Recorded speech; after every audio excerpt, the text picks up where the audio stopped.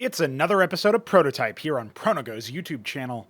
Did you know that I sometimes upload shorts?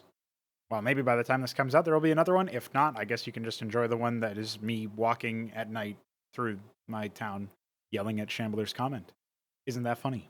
Let's talk about July. This episode is all about July, how July 2023 went, some of the things that we got up to, some of the things we want to do in the month of August now that we're here. Obviously, the episode's title is Wiggle No Longer, and you can see on your screen why that might be, because we've got some new Zerg here, but we'll talk about that in due time. I just figured I wanted to show off something nice. You know, Solstice has been hard at work trying to make this stuff happen, and here we are. Isn't that epic? So, as we get on through some of this work, I would absolutely love to talk about the tournaments that we've held. Ascension has been a great success, I would say, within Cosmonarchy Brood War.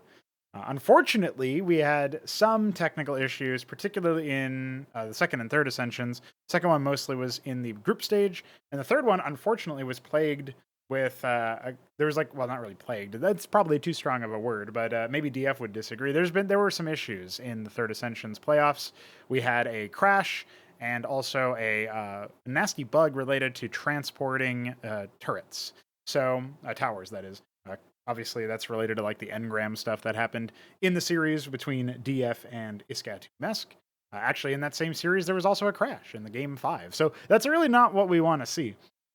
That being said, there's definitely some things that needed to be taken care of, and we did indeed take care of it, and now we have the selection extender. So all of that is kind of rolled into this one single topic here. I did release an episode of Prototype, just the previous one, where the first half of that isn't related to coffee questions does go into talking about the selection extender, some of the stuff that we did, some of the stuff that we're up to with that, and then also talked about tutorials, which we'll cover in later on a little bit here.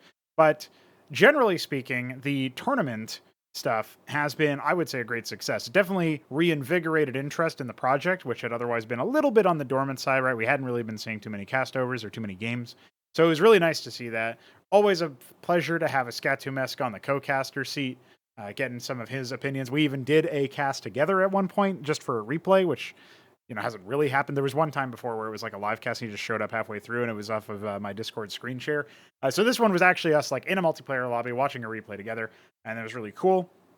And that was the one where the thumbnail says enigmatic. It's about constructing the shoe factory, the Shambler against Benno on Enigma. So it's a silly game, but still something that the two of us were able to talk and enjoy the goofiness that was on display. And indeed, that's actually quite what happened in a lot of these Ascension matches.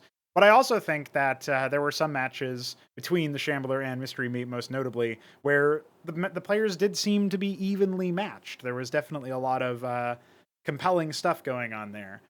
Yes, there was a lot of cheese. Yes, there was a lot of silly. There was even a little bit of typing. We did, in fact, see some people typing, mostly Shambler. But we also were able to get some progress made on like furthering the idea within people's heads that, hey, Cosmonarchy Brood War can be played competitively. Now, it might be kind of silly at this level of skill, and there might be a lot of silly things within the project, but it can still be played competitively. You can approach this game competitively.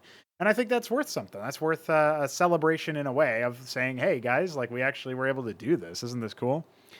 And I will point out as well that following Ascension number 3, obviously we're taking a week off at least to do some Fraudarchy this coming Saturday. I should mention I'm recording this on Wednesday, the 2nd of August. So that is the state we find ourselves in as far as the time frame is concerned. So this, the 5th here, this Saturday, we will push to release and have a lovely party where we just play some Fraudarchy. We fight against the AI. We laugh at how bad they are or how much we get absolutely owned. We'll see. Depends on what really happens.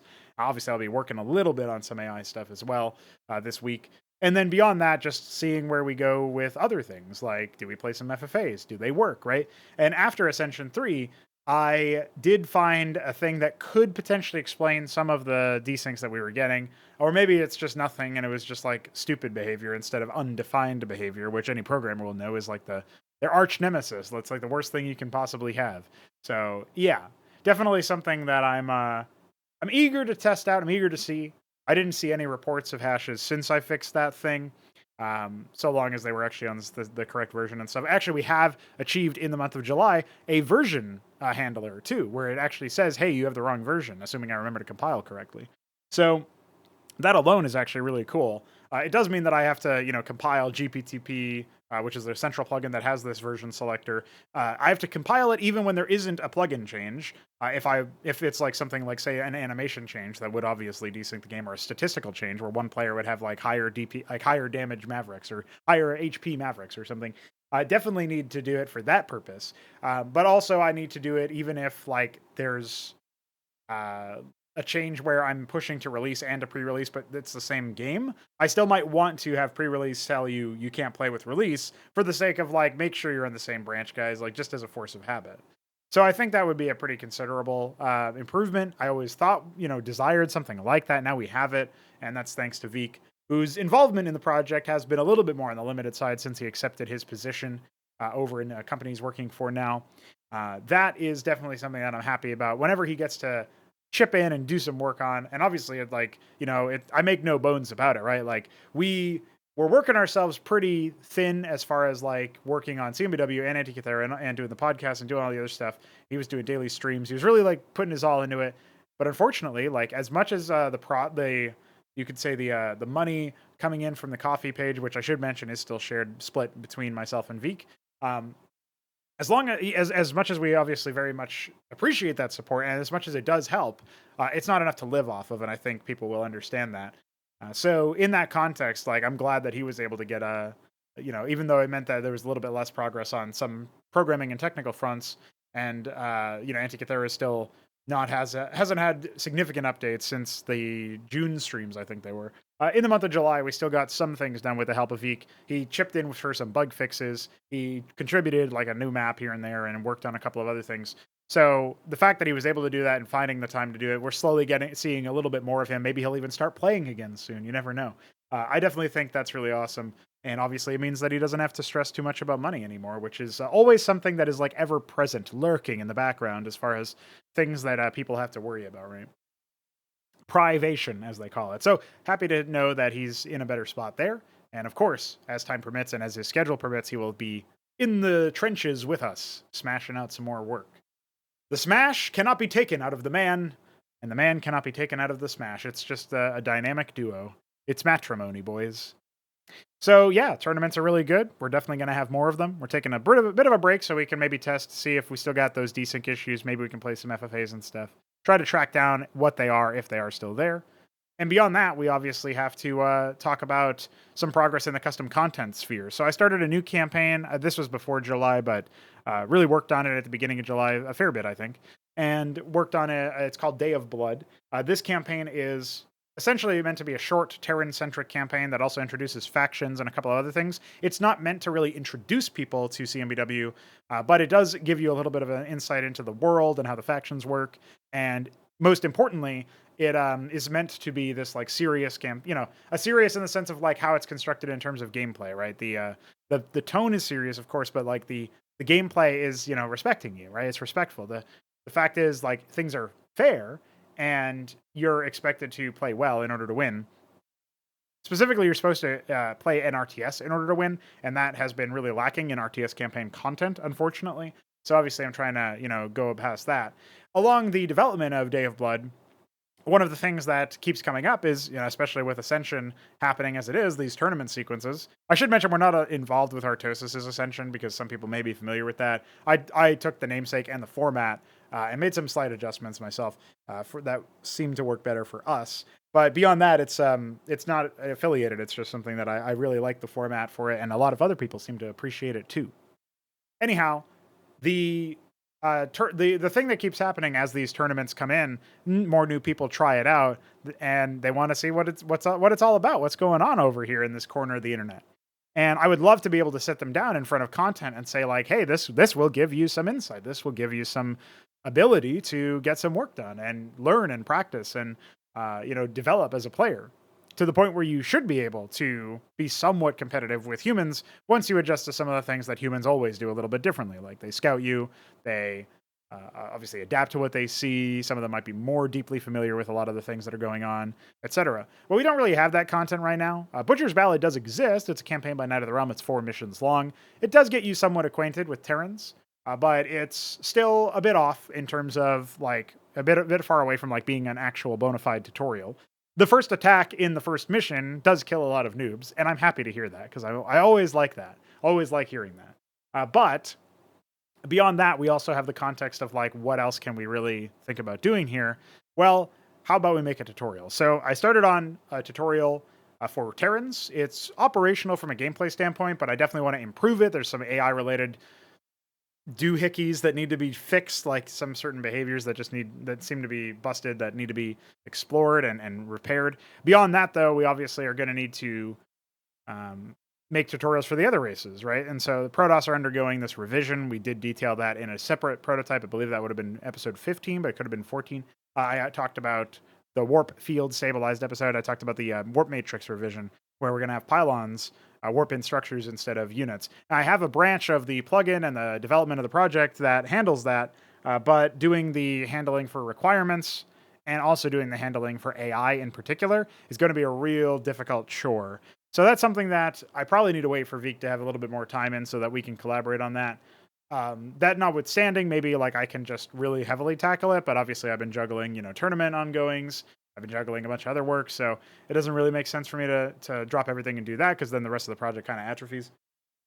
Meanwhile, throughout the whole month, obviously this tutorial progress has continued, and that means that not only do we have a Terran 1 operational that I can continue adding voice acting to over time and eventually release pretty soon in short order here, but on top of that, we can make a Protoss tutorial that just focuses on the nuts and bolts that we have here, and we can make a Zerg tutorial which should stand the test of time, similar to the Terran one. And then we can replace the Protoss one when we replace the Protoss macro stuff. That can just be another thing that we do. So I think that's going to be pretty significant. It does mean that I can just not worry too much about, like, can I work on the Protoss stuff? Can I justify working on the Protoss stuff? If it's just one mission, if it's just a tutorial mission, I think that covers a lot. And these tutorials will be mirror matchups. They'll allow you to slowly and carefully take the map, and you'll have defender's advantage for sure. Your opponent will as well, so attacking into him will teach you a little bit about, like, trying to break sieges and stuff. But they might be a little bit on the simpler side as far as, like, spamming out a lot of units. Like, obviously, the Terran one has just been spamming nonstop stockade units and, like, adding some fulcrum units later on, and just, like, repeatedly and, just relentlessly attacks you in the early game and really tries to go for it, like, go for the jugular. That being said, it's, like, a very aggressive, and Terrans are not usually like that. So that's going to definitely catch some people off guard. But you start out with neutral anchors covering your cliffs. You're going to have plenty of range in that context to do lots of damage. And I think that's pretty good. So it'll give you some idea of, like, I mean, for one, it'll introduce you to the concept of neutral assets on the map that you can garrison or use. And for another, it'll be a pretty big deal for you to use that ground defensively and thus not get absolutely owned by it all the time. So basically, like, learning how the fact that you do get the bonus range from that. Some of them, the dialogue is going to be a challenge to write so that you make sure that you know that stuff. And the other thing I was thinking about is, do I assume that the Terran player, or the player has played the Terran tutorial before playing, say, the Zerg tutorial or the Protoss tutorial? And I think I do assume that they have done that in sequence. It's going to be in the sequence of the website in terms of, like, the intended order to play. So it'll be Terran, Protoss, Zerg, which is a little bit hard for me to do because the Zerg one being the last one, I mean, what do I do exactly? Because then, like, the Protoss one is going to be, like, replaced at some point. So I might have to reevaluate some things related to the Zerg one at some point. Or just accept the fact that there's going to be some overlap where, like, it reinforces or restates certain points that were established in previous tutorials for the sake of, like, in case you did skip ahead, but also maybe it's just been a bit before you, like, since you played this, or, just reminding you in general. And the other thing that I need before I can comfortably deploy these kinds of things is definitely some sort of bank data or thing like that, where players can dictate the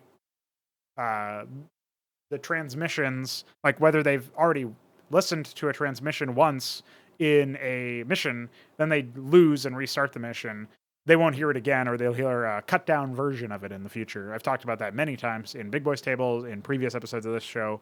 So it shouldn't come as a surprise that that's planned. It's just we don't have that bank data system just yet. That being said, tutorial progress is being made. We have a game plan for the tutorial for all three races, and we also have a game plan for expanding those tutorials in the future. Like the Terran tutorial, which is called Calling Card, I plan on that having 3 or 4 missions, maybe 3 missions. And I think that the same should be true of the Protoss when the revision is finished, and of course for the Zerg. But at the very least, if we have 1 mission per race, that gives you this idea that, like, hey, here's a look into the world, obviously, for those who are like story aficionados or interested in that. And also here's a look at the races and the mechanics. And then as time goes on in the tutorial campaigns, when I add more missions to them, basically what you would see is you start to branch out. So, the first mission is a 1 versus 1 TVT. The second mission might be a 2 versus 2, and it's like a TVZ or something. A TTVZZ, right? Something like that, where you have an ally and you're fighting a different race. So that might be somewhat interesting. I mean, maybe that's throwing too much at the player all at once. Like, I'm open to the potential for that to be the case. But I also think, like, I would prefer to issue a challenge to the player with all of the content that I make. In fact, I wrote a little bit about tutorials recently. I'm writing a Substack article, trying to make progress on one of those daily. Because one of the other things, as an aside, that I was definitely feeling is that I felt like if I was going to write a Substack article, it had to all be done in one day, even though I was planning on doing one a week. It makes total sense to just start writing one and then come back to it like later on, maybe do daily progress until it's done, and then like, okay, I decide when I want to write another one. But anyway, that notwithstanding, I made a page for the tutorials, which we plan. I worked on this page on the 24th of July, and I said, tutorials for Cosmonic Brood War buck the deleterious trends typical of such content by teaching persistent skills, pitting players against functional enemies, and challenging newcomers to overcome failure in order to even pass the first tutorial missions. And one of the short-term goals, like the elevator pitch here, is to demand improvement from weaker players, preparing them for the tougher trials ahead. Obviously, this is alongside introducing them to CMBW's races and world and etc., some of the mechanics that we've got that are different. But generally speaking, the idea of making a tutorial and making sure that it challenges you, because like really it's a tutorial for what the game is truly about, which is like self-improvement and crisis management, right? That's sort of like the idea. It's like crisis management on a very large scale. We give you tools to do that. We remove supply, we extend selection, we extend the unit limit.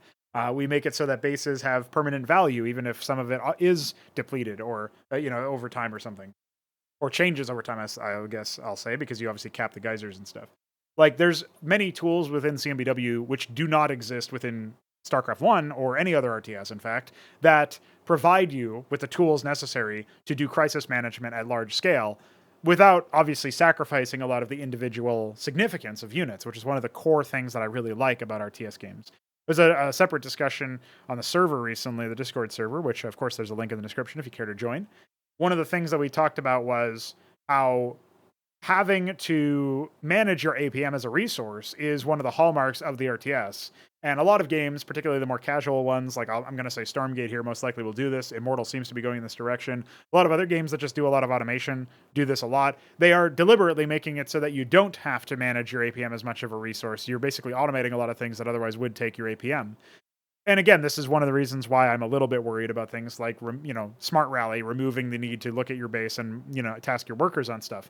Yeah, it is kind of a chore. Yes, the egregiously common use case is to task your workers onto a mineral line or some other node or whatever, and like change your rallies and stuff if you need to.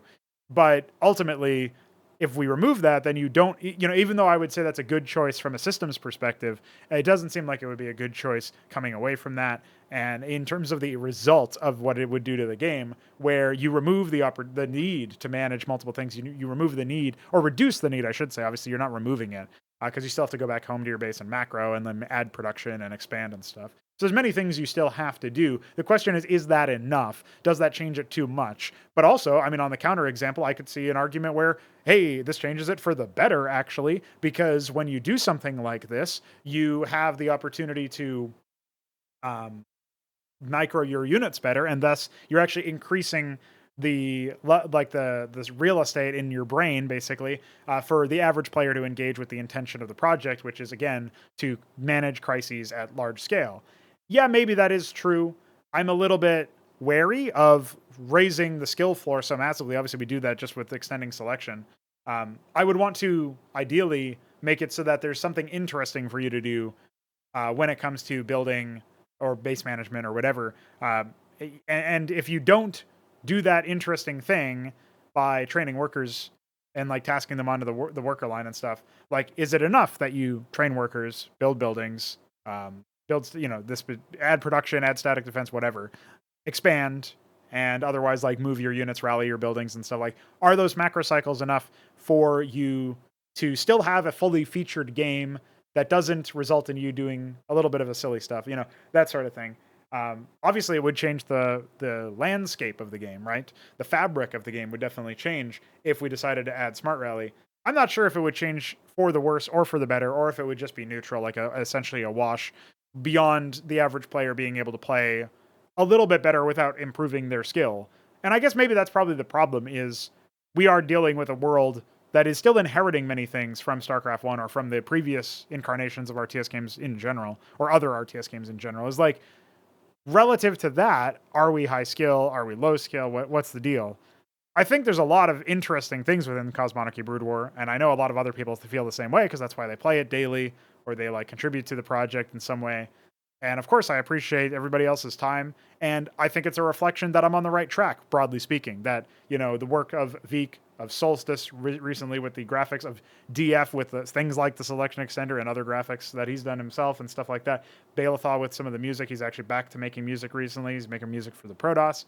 Iskatumesk with his commentary, his design, what would you say, consultation, his voice acting, right? Like all of the people who have contributed to the project. Knight of the Realm obviously made campaigns, made concept art and stuff like that helped channel my ideas onto paper that could actually be used. Like the people who have contributed to this project clearly see that there's value in it, but also the fact that so many other people who are just players, who are just interested in the future of the project from their perspective of what does this mean for me? I get to enjoy this game like more or whatever. Is this an exciting change? Is this a change in the right direction? Like they all agree basically that this is a good thing to do. And I think that's nice, like catharsis or you know, valuation of the project and of the work. And so I guess what I'm saying is we can all pat ourselves on the back. But also, since I've deviated pretty heavily from the central topic of tutorials, I will just say that, of course, if we start to do tutorial content and it starts to be invalidated by other changes in the game, or some other correction needs to be made where like I need to maybe add in another dialogue event or something, or some other tool gets achieved or something like that, you know, I'm not above like editing the content, right? So that's sort of what it comes down to is I'm already expecting to have to replace or significantly overhaul the Protoss tutorial when the macro revision happens for them. So thinking of it in those terms, yeah, of course I'll do that if, you know, we add Smart Rally or we change some other deep macro thing about the game, we change something about the way that resources regenerate, we, you know, do something else, right? Or not, they don't regenerate, but resources deplete or work in general. So hopefully that all made a lot of sense. I'm not above updating the tutorial content. And another thing too is that it actually kind of makes you nail down what you want out of the thing. So I talked about this when I was making those unit profile videos, and I'm still planning on a bunch of them, still working on a bunch of them. We have some pretty cool things already in the game for stuff like that actually drove development of a lot of things. And that's basically the point is when you're trying to distill it down to like a single thing, like, hey, here's a unit profile about the Didact, or hey, here's a unit profile, roster profile about super weapons, and this includes the Sovroleth, the Star Sovereign, and the Diadem. Well, these are pretty epic things. They're very much related to the Protoss. How about we, you know, wait until we have a custom sprite for the Sovroleth, and wait until we have a custom projectile for them too? How about we wait until we have a Star Sovereign custom model, and custom particles for the glassing and all this other stuff, the whole big animation? How about we, you know, wait until we have a custom projectile for their intervention missiles? And how about we maybe smooth out any bugs that might still be there with the movement, which I think we already targeted and stuff like that? How about we do things like, oh yeah, I was thinking of like when you stun the Star Sovereign, it becomes totally frozen and stuff, and I fixed that a while back when Beaver reported it. And how about for the Diadem, we add feet to it? Of course, a much requested feature. And how about we, you know, then go on to like smooth out the animation speed of the landing pads? How about we update the shadow somehow to de-lard it because it seems to be getting broken in certain parts of the animation? And how about we make it like better in general? What are some other things that we can do? How can we, you know, re-implement the damage overlay because it still seems to be, you know, freeze potential. Helltrix reported that a while ago. I had to disable it again. Okay, well, we want to fix that so that in the showcase videos, if one of them happens to be burning, it actually shows that it's burning. Because even though the player or the viewer would have no way of knowing that that's the case, it would still be nice to have that as a feature to remind you that, or just to not have anything be amiss, right? And maybe also if you think that burning overlays are totally fine for that structure, you're not aware of this trivia that actually they don't work for that structure in particular. You might think, oh my God, it's so durable. Look at how long those things were attacking it before any fire showed up. So like, just to make sure everything's in order. How about we get a custom projectile for it and a custom particle effect for the ion field and all this other stuff. maybe custom sound effects for when the thing hits and all that. Like, how about we do some stuff like this, right? This stuff makes sense. So when you're trying to encapsulate everything into content, be it a video or a map, a tutorial, you need to really, like, it drives development for you to finish the thing. And I think that's really big. That's really important. So from my perspective and for my money, I think this makes total sense. Make the tutorials. It's high past time, and it will confirm certain things for a good while, or at least make me think critically about certain things that are in the game. Do we want to finally pull the trigger on this just so I can include stuff about it in the tutorial or account for it in the tutorial? Or is it going to be a little bit different, right? These are some things that I'm thinking about. Let's talk about the graphical updates. Obviously, this is where we get to our screenshot. I mean, the other thing that's intrinsic to our screenshot is obviously the selection extender, because there's so many units. How could you possibly select them all? Well, easy. You just box select them all, and then hotkey them, and then add them to a control group, I should say, and then recall that control group at any time, because we got the selection extender. But we also have a new Quasilisk sprite and a new Lyrilisk sprite. There is no wiggle head anymore. I mean, it's still kind of wiggly when it moves, which I really appreciate. Actually, when I pointed out that it's no longer a wiggle head and how, oh my goodness, can you believe it's no longer a wiggle head? And I was actually happy about that, because it's like a much better graphic, much higher fidelity graphic, and I'm sure we'll continue to tweak it and update it over time. That's another thing Solstice has actually done, by the way, is he's updated the Panoptis and the Aurora renders recently. I have to get him to update the Vassal at some point with the same thing, I think. I can't remember if he already did that. There were a couple of different passes on it, right? So that's one thing. He's updated the Cyclops and the Cyprian many times since Ascension 1, believe it or not. And yeah, in general, it's pretty cool. It's pretty based that we have all of this stuff. It's pretty awesome. But yeah, we come into the play with like the Lyrilisk and the Quasilisk. He saw that I was talking about on a stream about how it's not wiggly or not a wiggle head or whatever, and he made it more wiggly, boys. He updated the wiggle factor. So he's actually making this title of this episode a lie, but it's a little bit clickbait for you. Now, that being said, one of the things that I'm really excited about what this means is now we're finally breaking into the whole like Zerg here, get some Zerg graphics here. That means that we can finally start getting rid of some of the ugliest graphics in the whole damn game. And I'm very happy and excited about that, I got to tell you. So, things like the Izira core, let's be real, the Cascathalor, the Vilgora core, the Zobrialisk, which isn't even fully implemented yet, but is a really ugly graphic. Stuff like that. Obviously, Tetzora core, Izira core could be done. Protathalor could be done.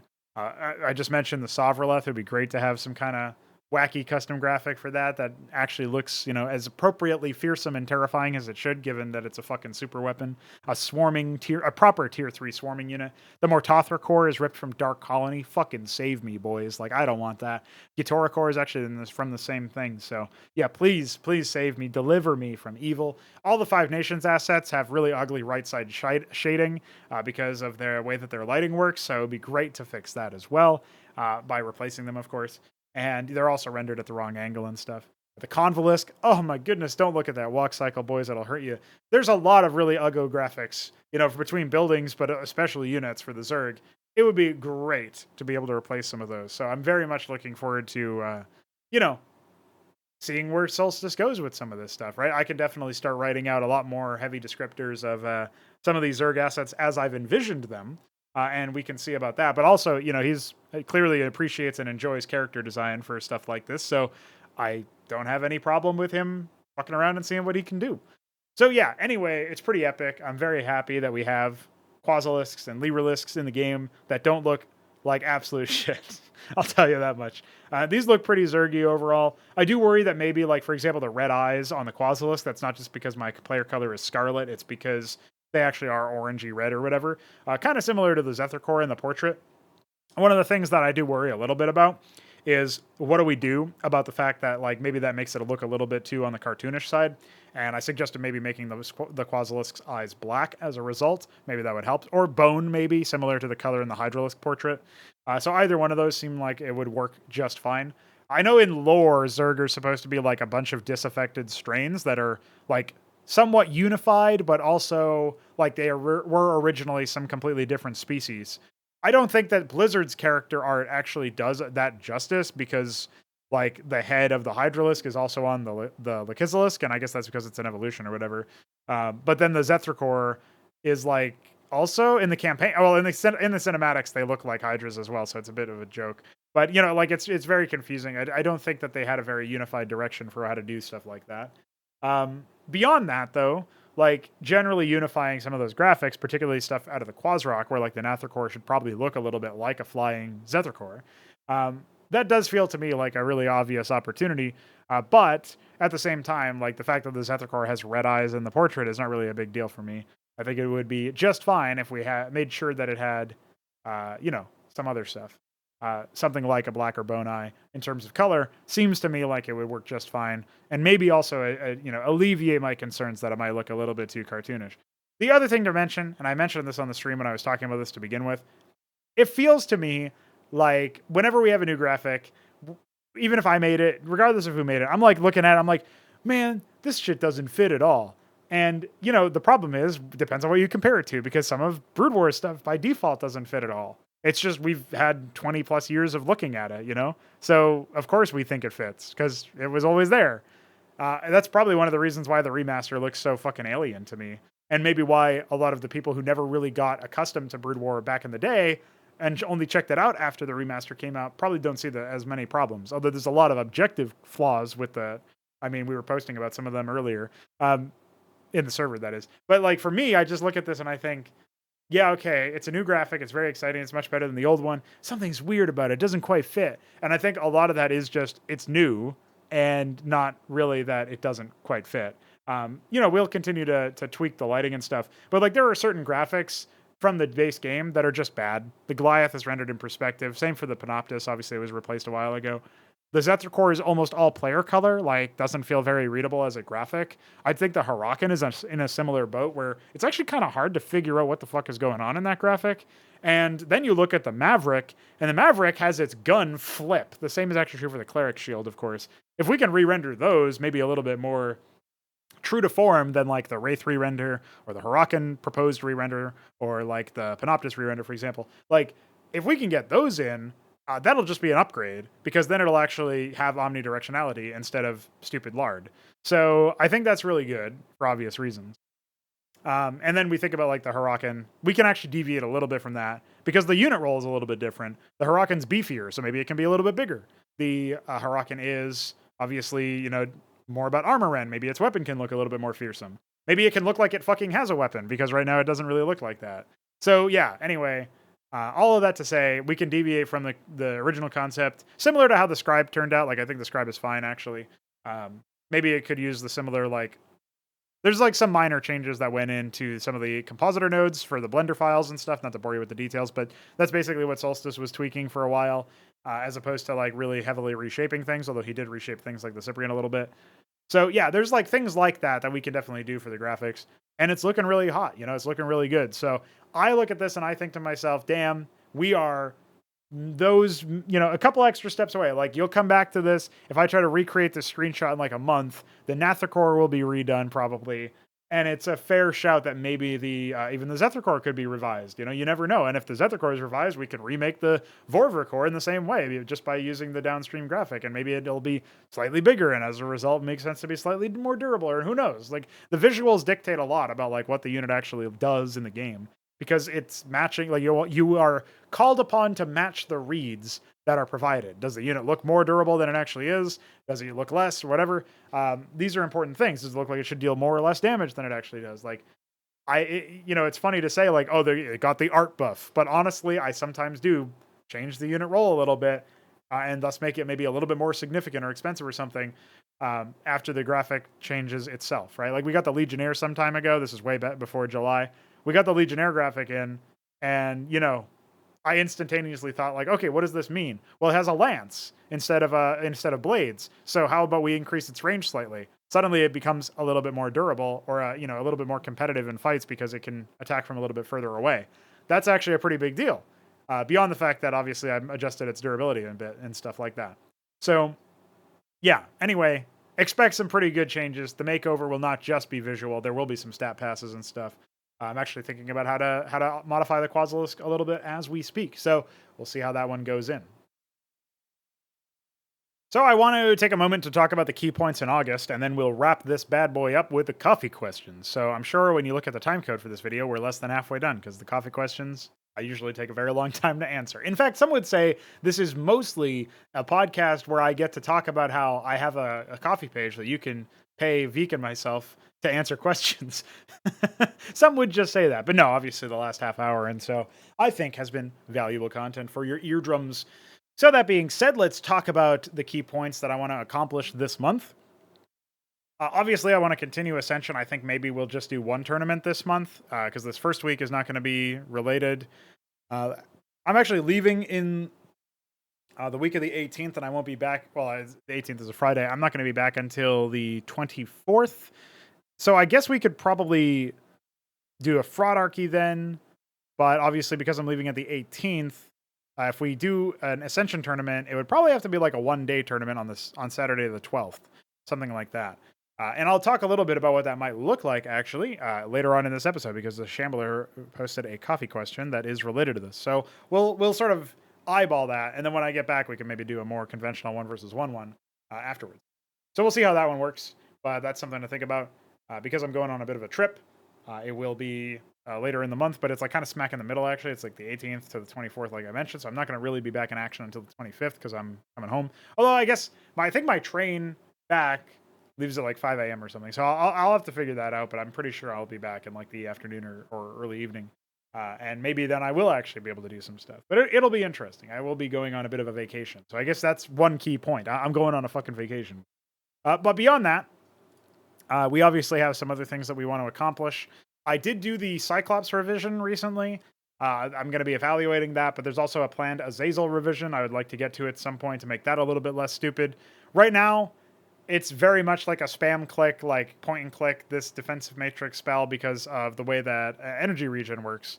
I think instead we'll probably make it a deployment sort of thing, and the energy will just be upgraded. I'm not 100% sure yet, but basically I'm thinking of like, what if we echo the idea related to Anseal redirection, and we make it more powerful with the Azazel, and we try to play around with stuff like that. Now, that being said, there's a couple of other things to think about.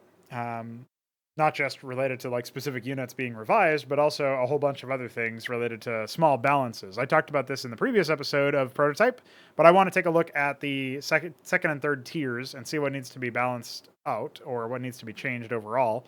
The analog remains a thing that I would like to adjust for sure.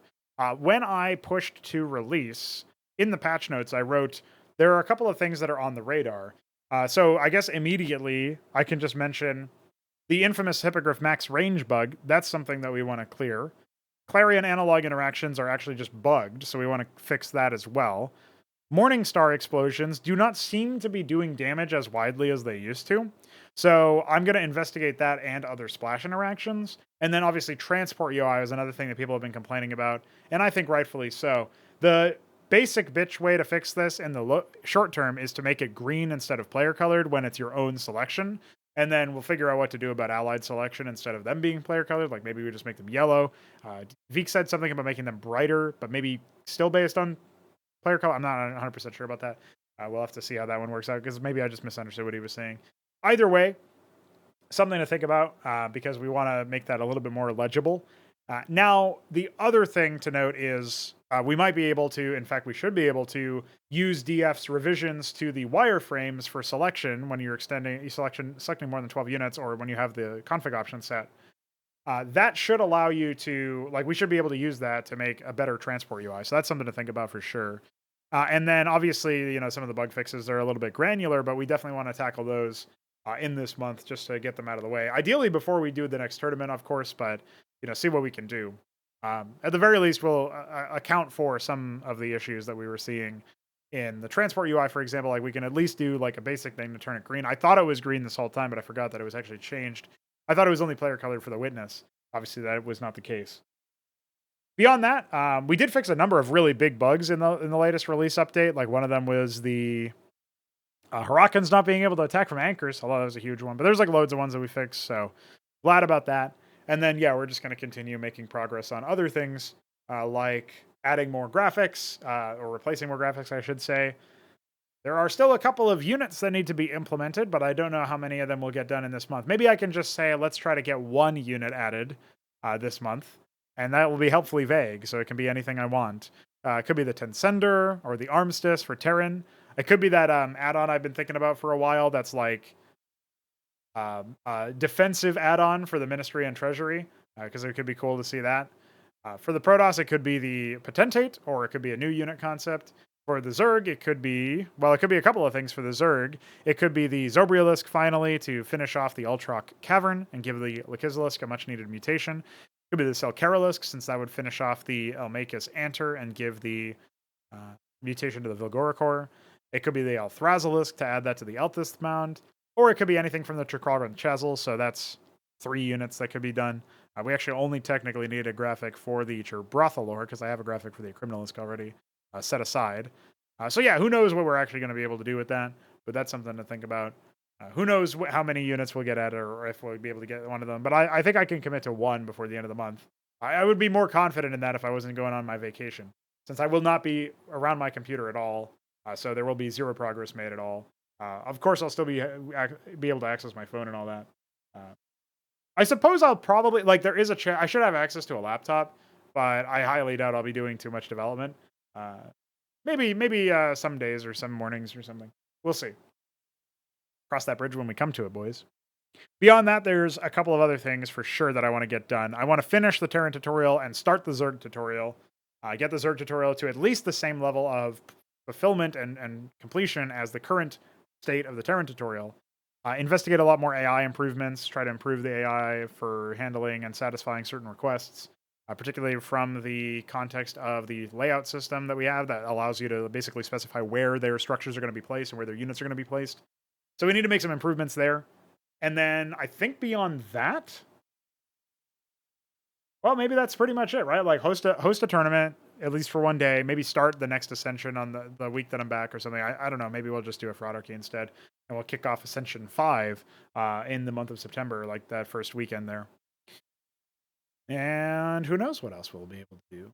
Yeah, I don't know. I think we'll just leave it there for now. But those are like the broad strokes things. There's very specific bugs that we want to tackle and fix. There's obviously...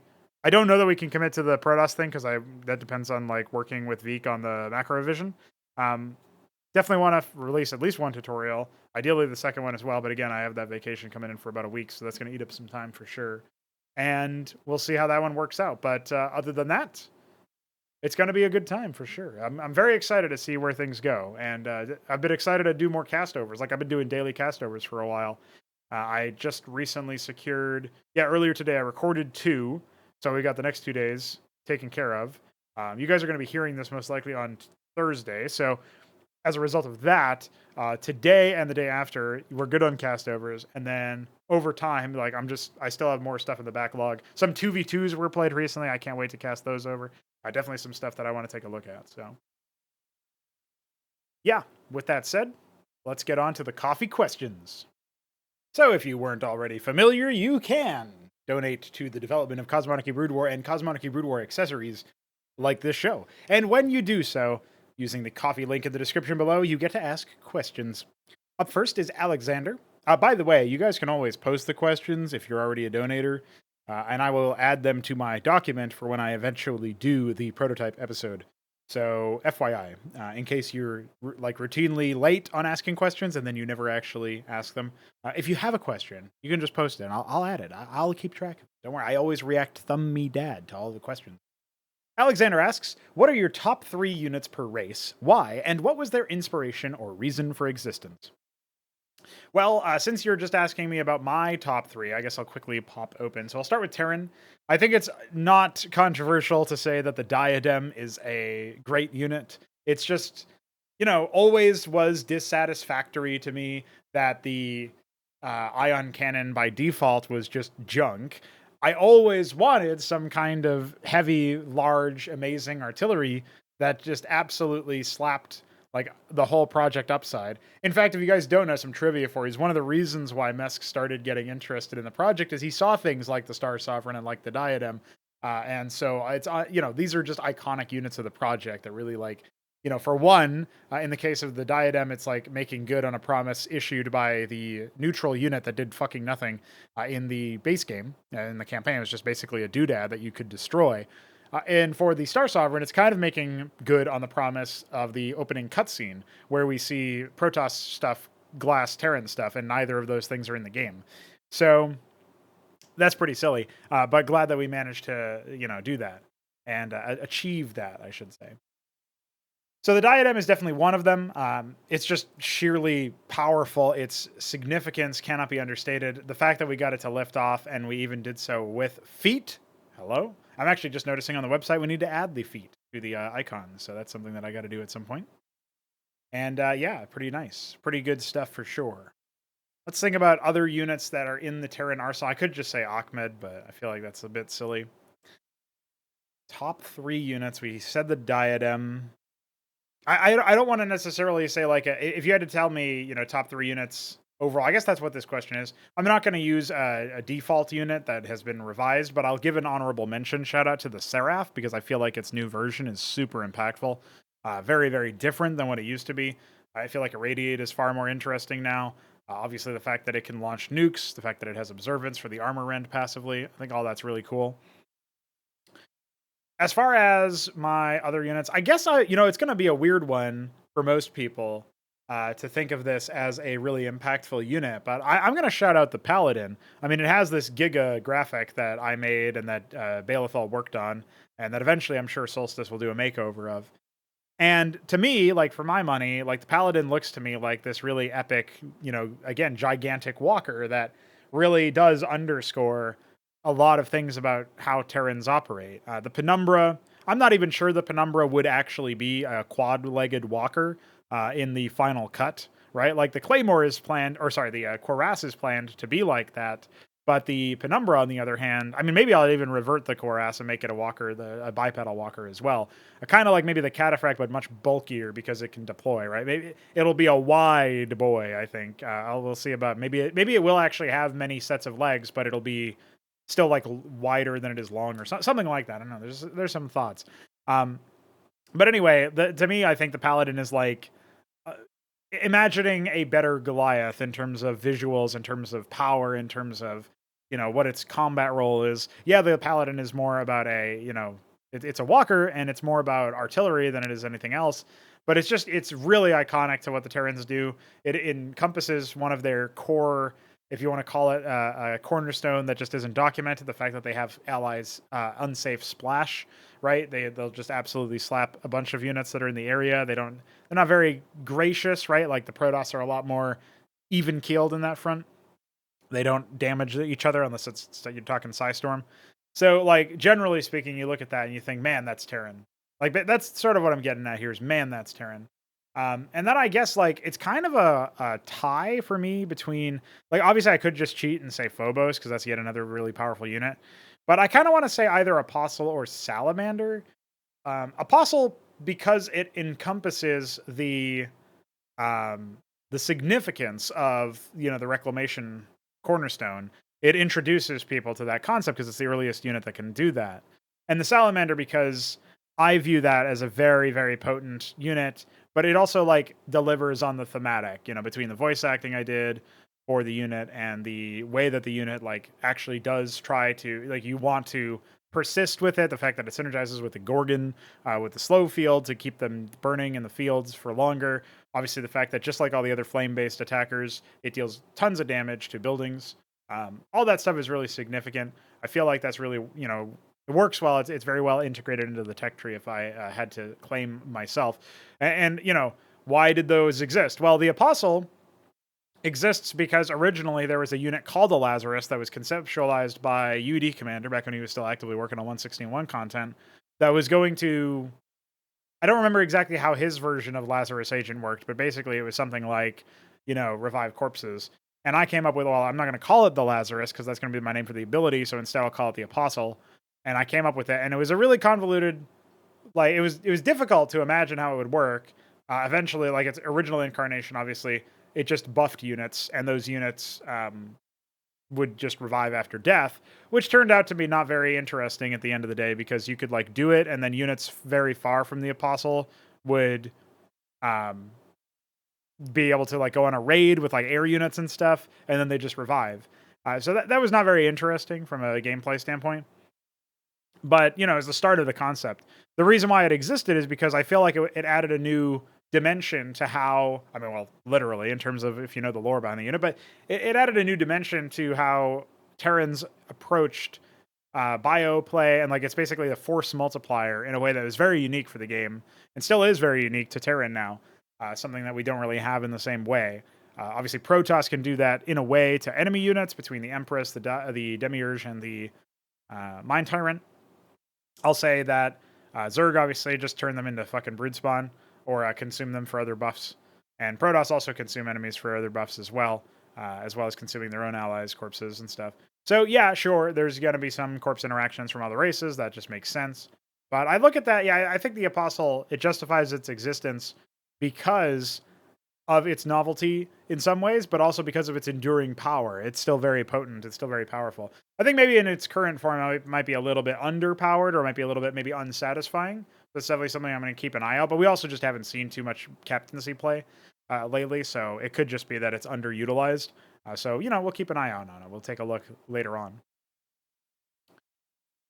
And I guess I didn't mention why the Paladin exists. I just talked about like one of the things that it does, what it accomplishes, why I like it. But the Paladin existed because, this is way back in the day.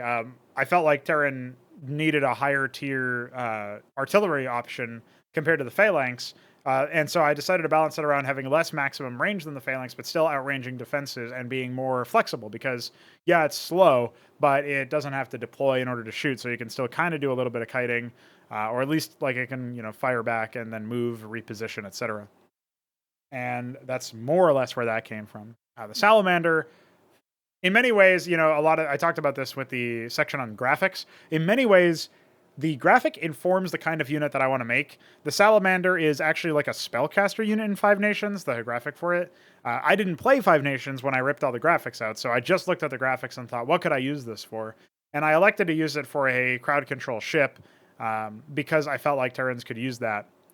In retrospect, the Sundog, the Valkyrie, and the Wyvern, obviously the Wyvern being only ground only, anti-ground only, they already all handle crowd control to some degree, so there's definitely some extra overlap there.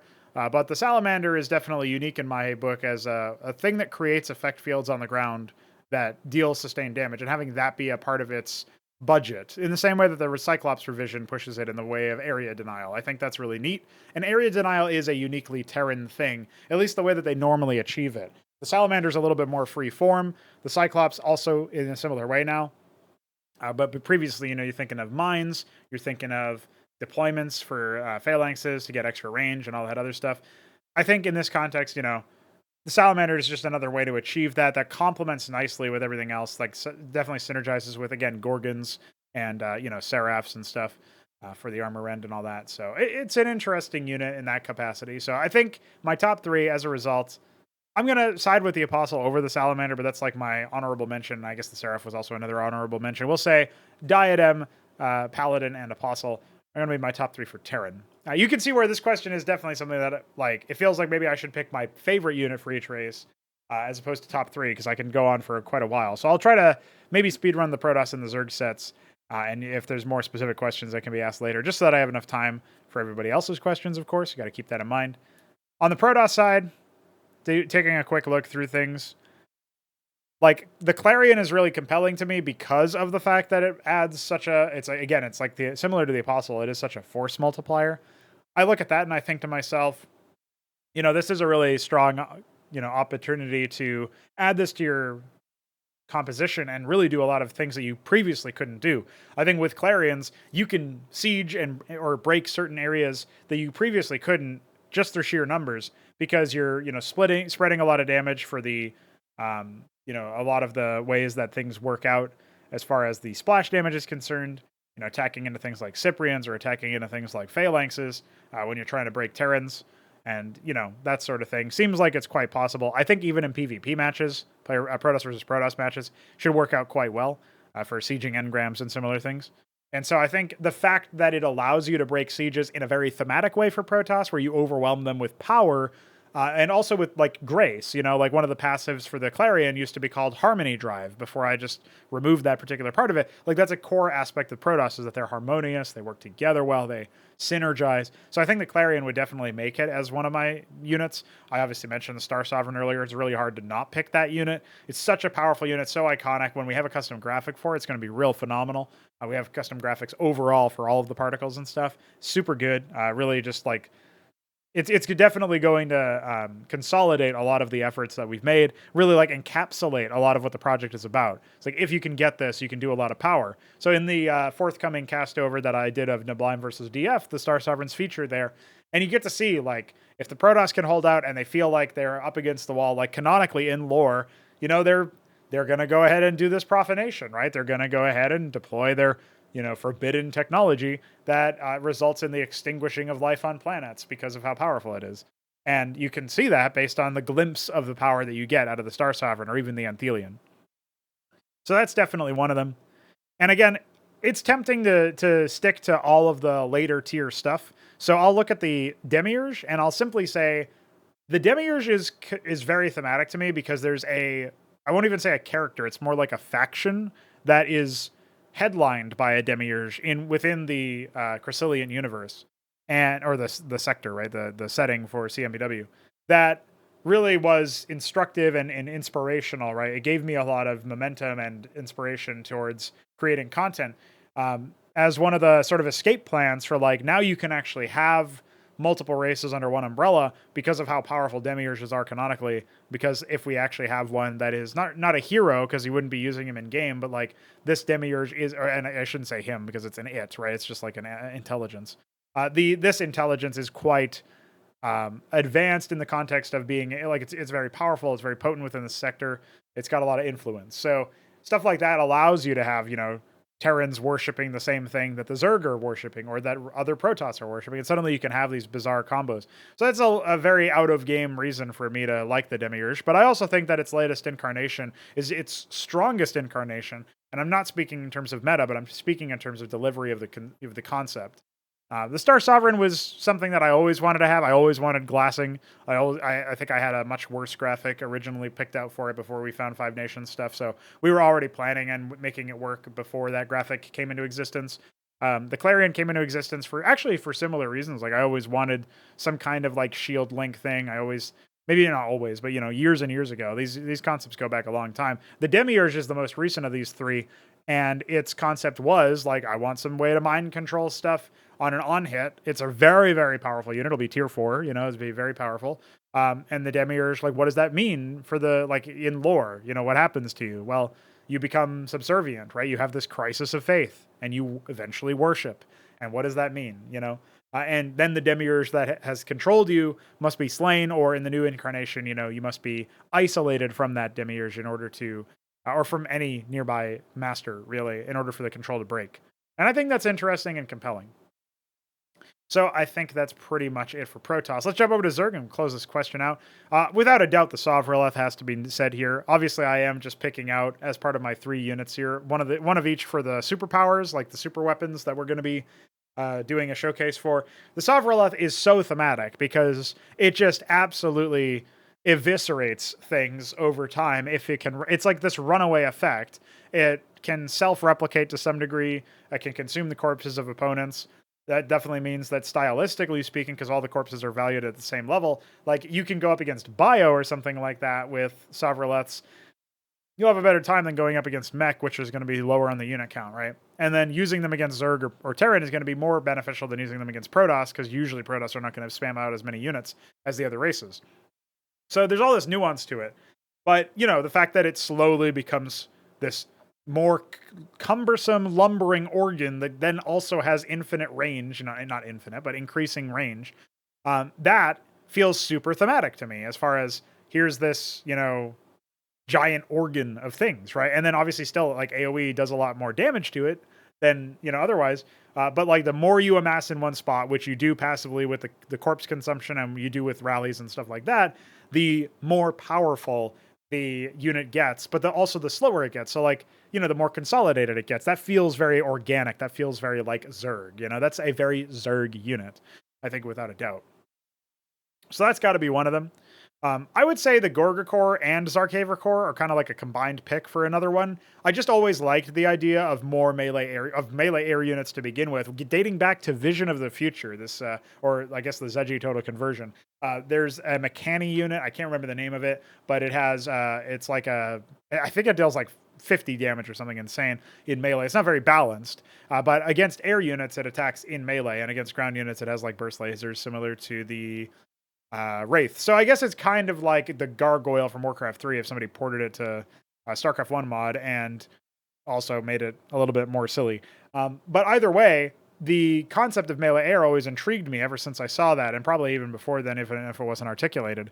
And, you know, since then, we've obviously added the Nather Core, the Gorger Core. There's loads of other melee air units that we've got, like, of course, I'm thinking of the thing out of the Almecus Anter, the Akistra Core is another one. I just really like the concept of melee air units. I think they're really neat. So, yeah, as a result, you know, I look at that and I think, here's a melee air unit. It cleaves, so it deals AoE damage on an attack. Like, it's really cool to see stuff like that. To me, that's really quite neat. And the Zarkaver Core feels super powerful because when you attack it, it retaliates with a secondary weapon. And that feels to me like that's a very thematic thing too. That's like definitely very Zergy. So I'll say that for my second one. My third one, do I go for not the Akistra Core, because unfortunately right now it's a little bit awkward. I could meme and say the Lyrilisk, the Wigglehead Raptor. I'll actually say the Zoroastriath. I find it really compelling. Obviously, I did the sounds for it recently-ish. I think it was the last Zerg unit set that I made, so it's probably less than a year ago, but it's still, you know, it's pretty legit, I would say. It's pretty nice. It definitely feels very fitting. Even though it's got a bit of a slapstick graphic, it's still very cool. I think it still does the job. It's very neat. And feels very alien. Feels very like, yeah, it makes sense that now it spawns for the road cores. Like, you just look at it and you're like, oh yeah, that actually kind of makes sense. I'm not sure why, but it does. So that's definitely something that I'm a big fan of. And when you think about it in those terms, yeah, I just feel like I look at the way that the Zoroastriath turned out as a frontline Zerg unit that spawns smaller Zerg units.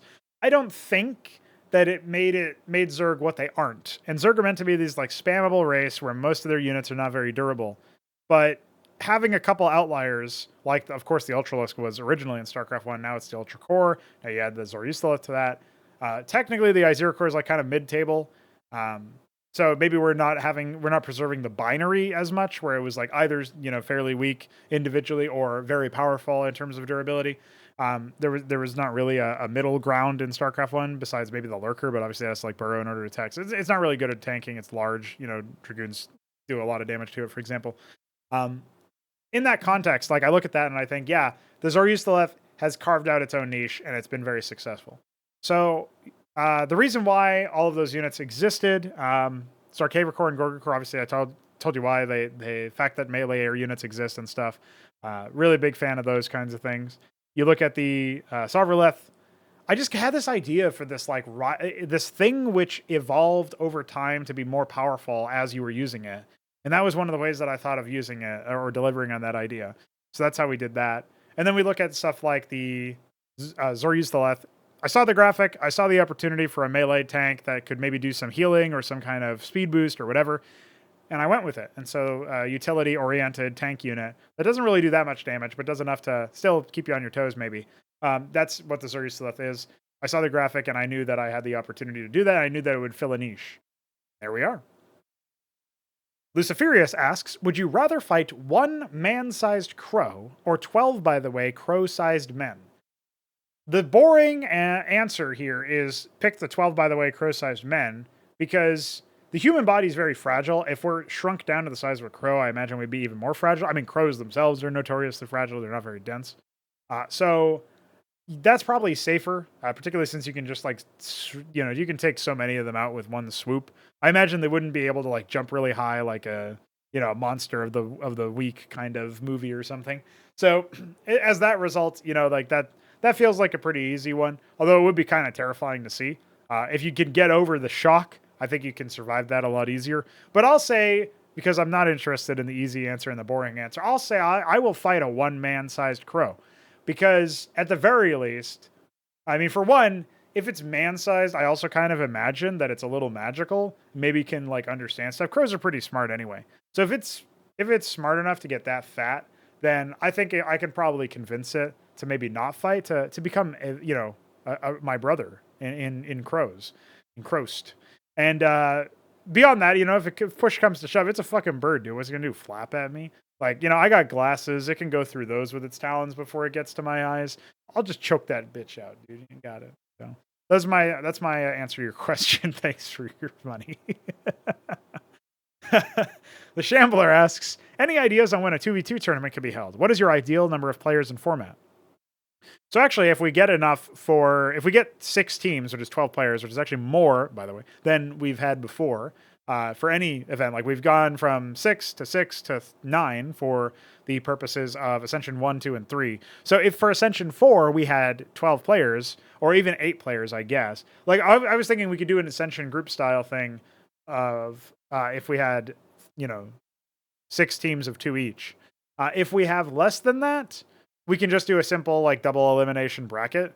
And so I would say I want at least 4 teams, but if we get 6 teams, then we can do the Ascension groups idea. If we were going to do a 1-day format because of scheduling, because I got that, I'm going to be traveling again, like I mentioned. Maybe in that context, it might make sense to just do the double elimination bracket, because we can probably do that in all in one day. So yeah, I mean, my ideal format is probably the Ascension thing, because it's longer, it takes more time to build up, it gives you more opportunities, etc. And as far as when it can be held, again, if we want to do a smaller scale one, we can just hold it on not the 5th, which is this Saturday, but the 12th, by the way, which is next Saturday. Of course, it's fucking 12. So yeah, I'm looking forward to maybe having Ascension 4 be a 2v2 tournament. Or it won't be Ascension, it'll be an elimination bracket. So there you go.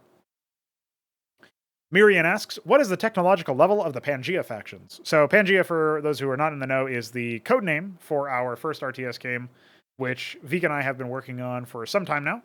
And it is going to have 3 factions, similar to StarCraft 1, actually.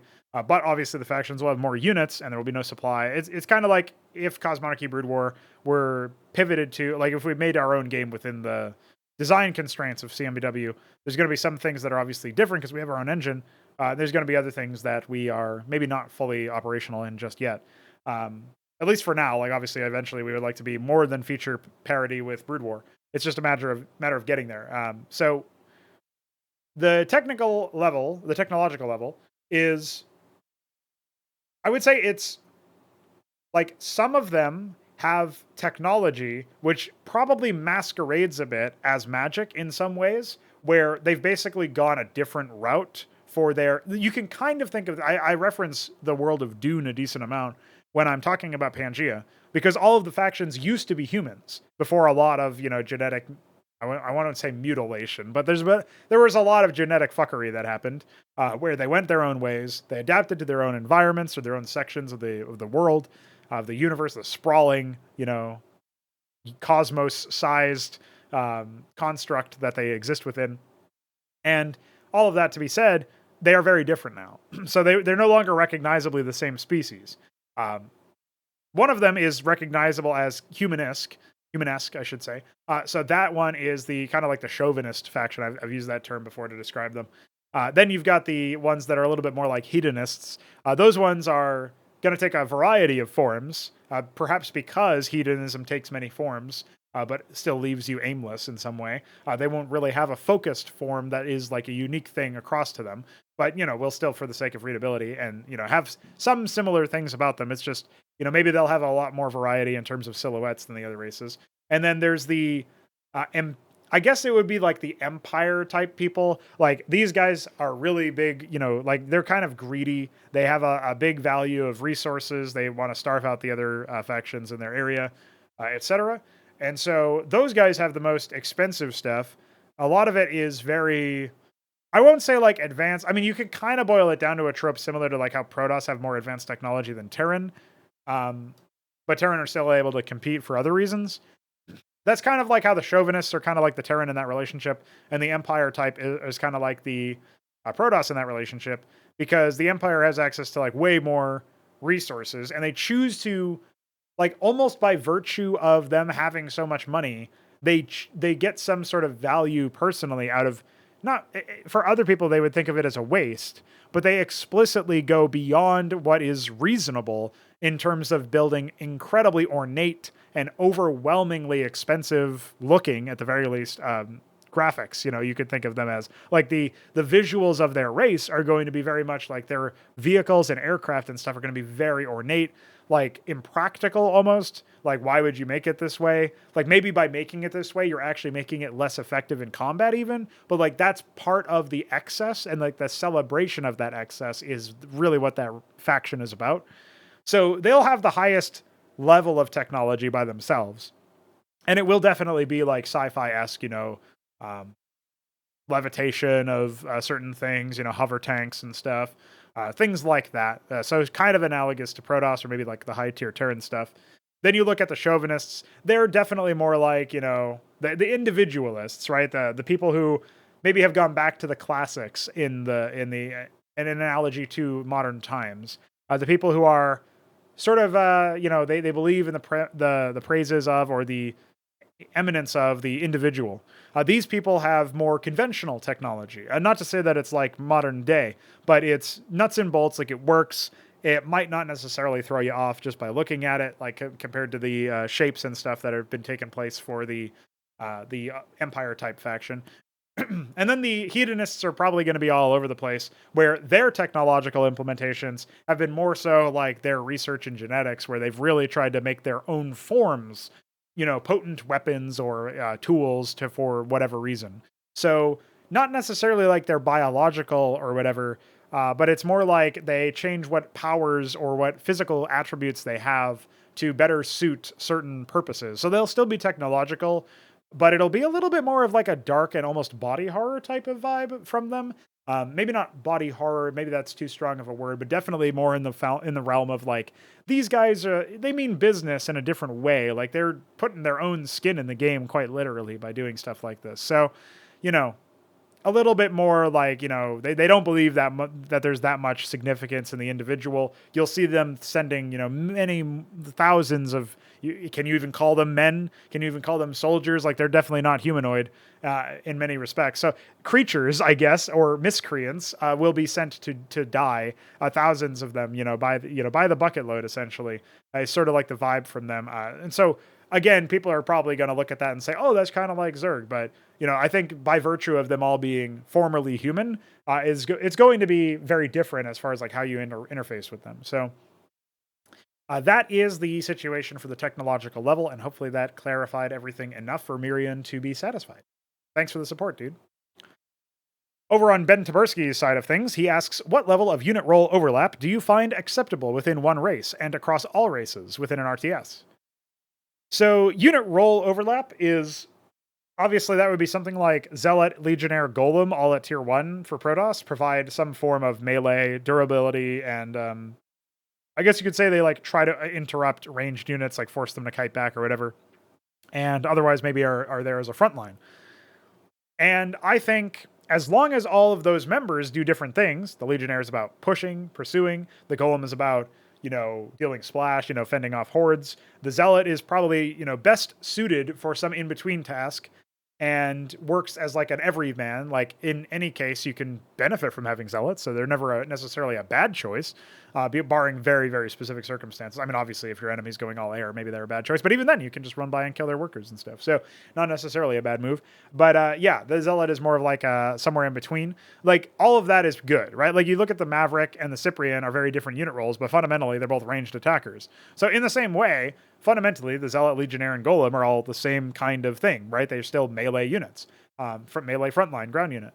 But they all accomplish their roles or fulfill their roles in ways that leaves room for them to complement each other, and also leaves room for there to be a best choice between the three. If you have the opportunity to get access to all of them, which one would you choose in your current situation?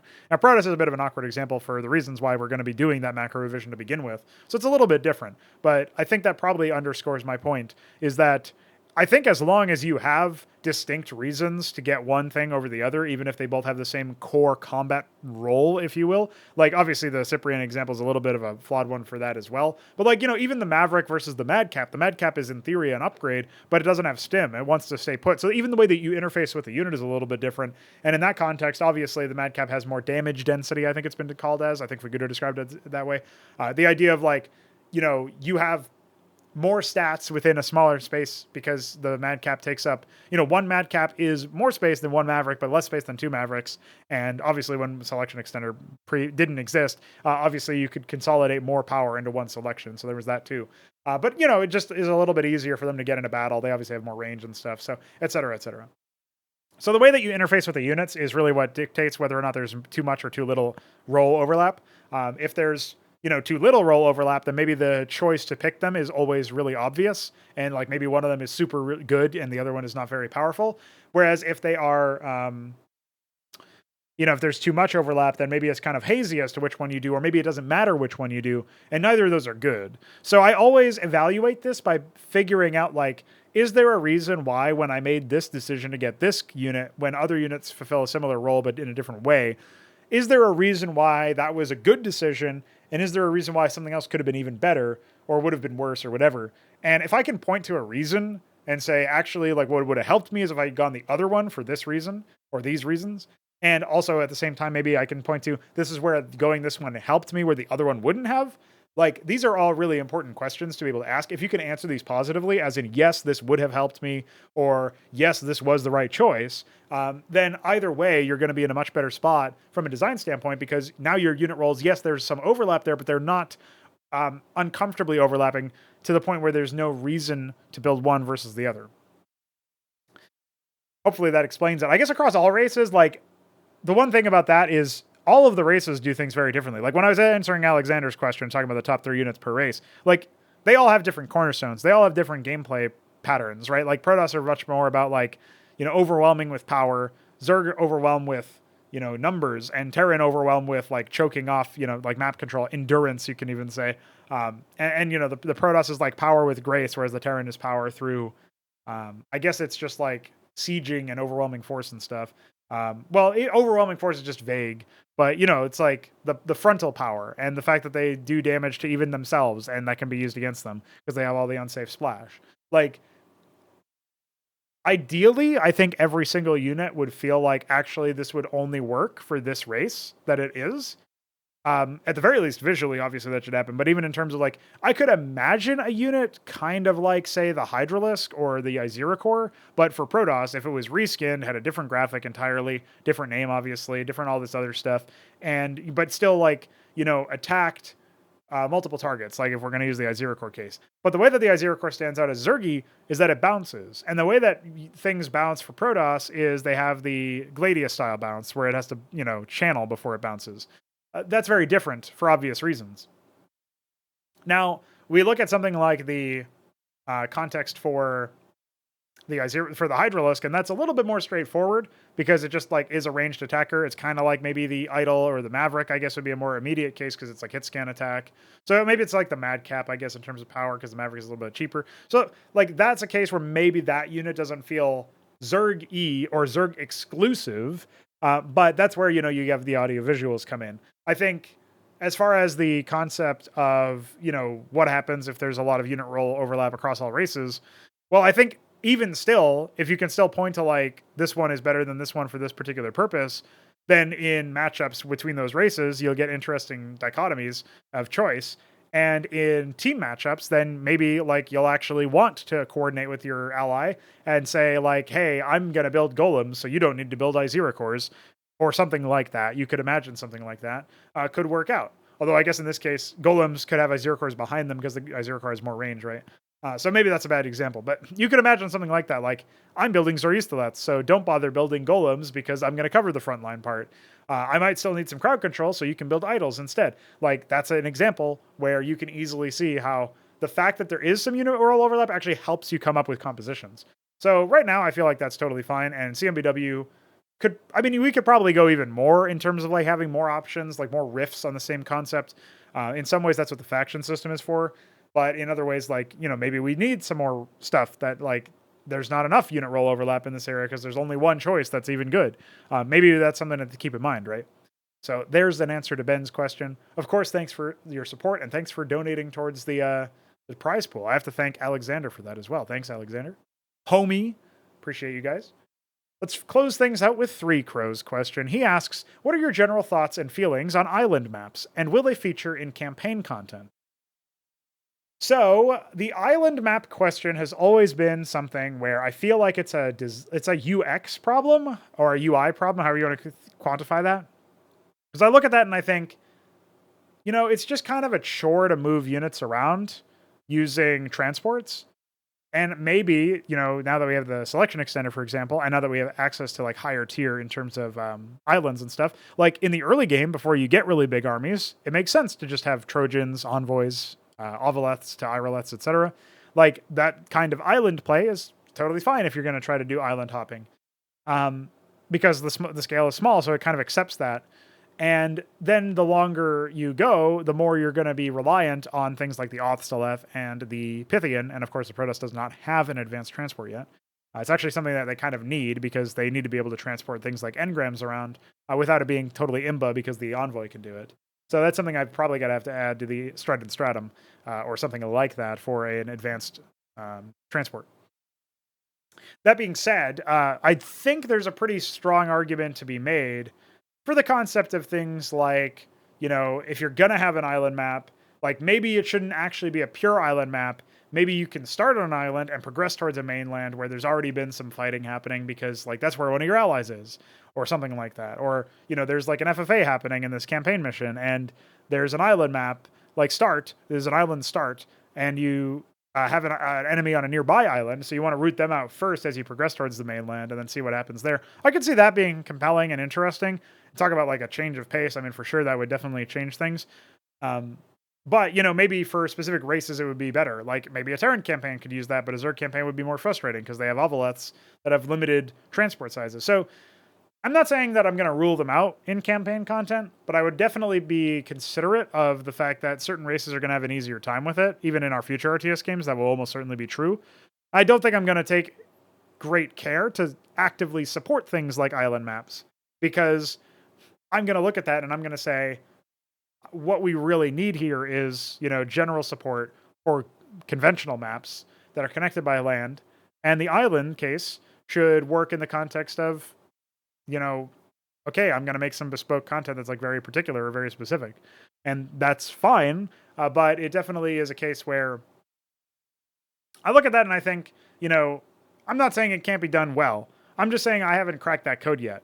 And I still think it really, if you're going to do it well and it's going to add something, add a little bit of flavor or whatever, it would be something that happens at the beginning of the map and then you scale out of into a more conventional mainland. I think that would be interesting. And you can kind of already get that even if you have like two separate land masses and the first one is smaller than the second one and the first one's where you start, you can scale out of the island part and like out of your island and onto the mainland. And maybe like your island can actually be made up of 2 or 3 islands that are close enough together that you can still do stuff. Now, CMBW and maybe our other games will have faster air times compared to other ones. Like you can tech into air a lot faster. So it's less of a problem than island maps in Stock Brood War, for example. I don't think our future games are going to have quite such fast air timings, though. At least Pangea is not planned to have that. So I guess we'll just have to wait and see. But again, I can't rule them out. I'm just going to say I'm not super jazzed about the idea right now. And, it's an interesting design problem to try to solve. I still think that, if you can get into the practice of moving transports, relying so heavily on transports for early ground movements, it can be totally fine. It's just a bit of a chore. And I think nothing really underscores that point nicer than the fact that AI don't really seem to be too probably bothered by the fact that things are island maps because they just repeatedly order transports ad nauseum to load units and unload units in the other spot. And, their decision making for precise locations is probably going to be really dumb in many cases. However, they still do just smash shit. And it's a little bit silly, I think, that something like that actually happens to the point where, they just charge in and they just like break everything in the same way that like when spells are point and click, the AI is always going to be really effective at it. So hopefully that explains why I think it's a bit of a chore to have to do. And I don't yet know how to solve that chore, but I can minimize it and mitigate it and make that chore actually kind of interesting in the early game and then have you just scale out of it when it no longer, helps, which is kind of an admission that maybe it doesn't work in a total sense where like the whole map is an island map. And I guess that wraps us up. Thanks to Pr0totype for his continued support and everybody else who I answered a question for. I don't remember if I thanked Shambler for his comment specifically. So thanks, Shambler, for your question. Thanks everybody else as well. We will be back in about a week for another episode of Prototype. I hope by then to have even more Zerg graphics or general graphics to show you, as well as the first tutorial for CMBW, the Terran one, having some voice acting and being deployed. I will certainly be excited to continue working on that, and maybe we'll even have daily castovers until then. I guess all you can say is stay tuned, and the other thing you can do is continue to spread the word, as a lot of people have been, and of course, continue the support coming in. Not just financially, mind you, but in terms of actually playing, submitting replays for me to cast, all that stuff. It all helps. It adds more fuel to the fire. And I think with a lot of the educational content that I've been doing, where, Alexhandr and Ben, for example, I did a series on them recently. Obviously, before that, there was Alexhandr versus Benno. There's a 2-game series on Enigma I did some educational stuff on. Being able to do stuff like that is actually more, I guess, to use the dreaded term, accessible. It is actually more welcoming to new players because I'm explaining it from a kind of a new player point of view.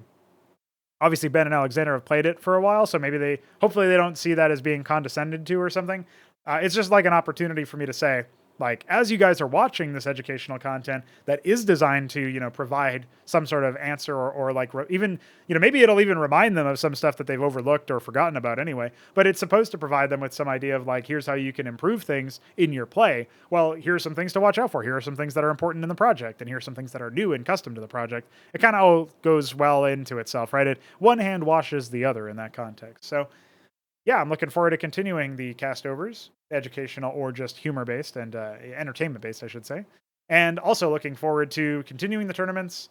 Maybe we'll be able to do some desync testing here before the Fraudarchy that's forthcoming and see if we can confirm that that bugbear is taken care of, or that it isn't still, indeed still there, and in which case we can obviously spend some time trying to literally hash it out. Try to figure out what's causing it. And that will be that for now. GG's!